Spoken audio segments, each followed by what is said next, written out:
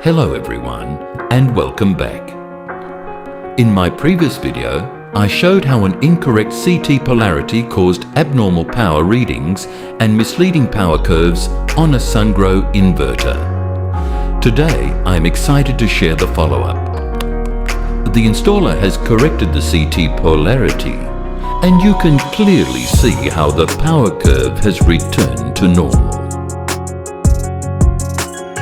This real project shows that a simple wiring correction can make a significant difference, restoring accurate measurements and improving overall system performance.